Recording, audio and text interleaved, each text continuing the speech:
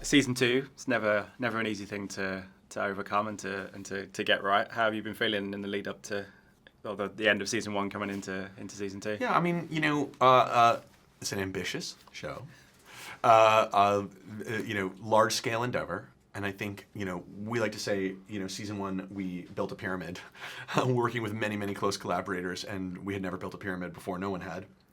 Coming to season 2, we're building another. But now we have the institutional knowledge of having done it once.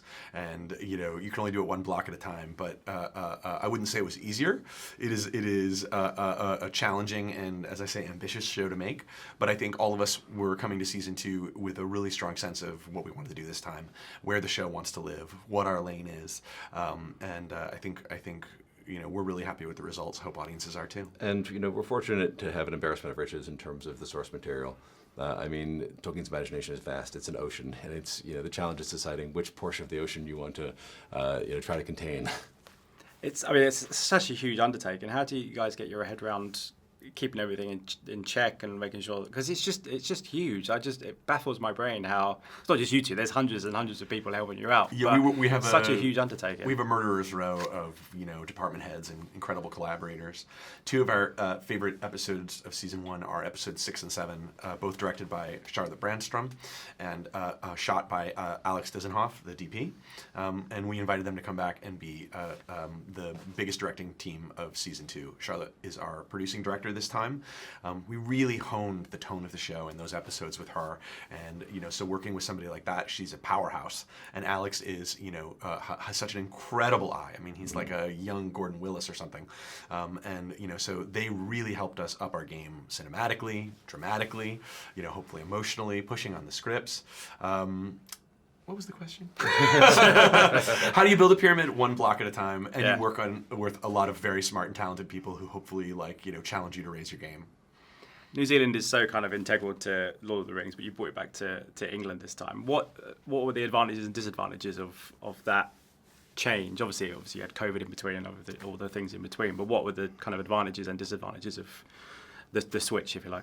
Yeah, we loved our Kiwi crew. We loved our experience there, and there was a beautiful landscape, and absolutely the right place for us to shoot season 1, especially given the COVID of it all. It's one of the few places in the world I think we could have actually made season 1 during that time in the world's history.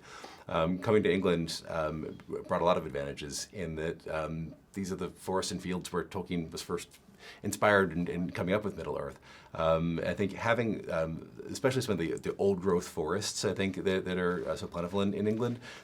As you're filming, we were literally able to go through Great Windsor Park and cast hero trees and say, all right, that tree is 500 years old, like that's in the show, and you get that sense of the depth of time that is so much part of Middle-earth.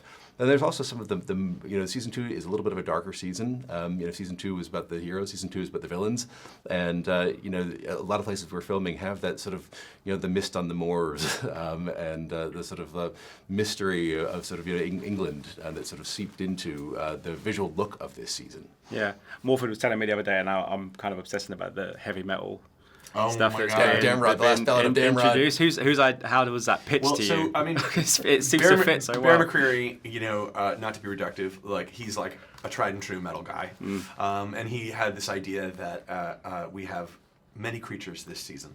One of them is this legendary warrior hill troll who's on a quest for glory and has sort of been impressed and invited to join Adar's armies in their hunt for Sauron. Damrod reckons that this is an adversary worthy of him, and Bear felt that Damrod needed music worthy of him, and had this idea that let's do a metal song in Lord of the Rings. Lord of the Rings has been such an inspiration for Black Sabbath and Led Zeppelin and so many metal bands over the years. Let's sort of return the favor. And when your incredibly talented close collaborator composer has that kind of a passionate idea, you set him loose.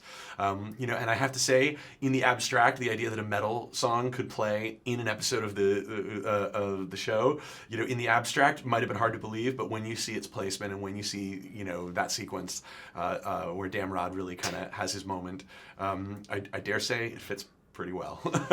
We're really excited about it. Yeah, I look forward to the Lord of the Rings companion. You know, like Prince did a companion piece to Batman back in the day. There should be like a heavy metal companion piece for your album. Pretty good Prince album, I dare say. Yes, it is. I would agree with you there. Massive Prince fan here. I'd look forward to the heavy metal Lord of the Rings score / playlist on Spotify. That's the next Quiet thing, Bear right? might be listening somewhere. Guys, I wish you all the best. Thank you so much for your time. Pleasure talking to you. Cheers, man. Thank you so much. Ladies and gentlemen, you're watching Hey You Guys! Hey, you guys! Hey, you guys! Hey, that's what they all say. Hey, you guys! Hey!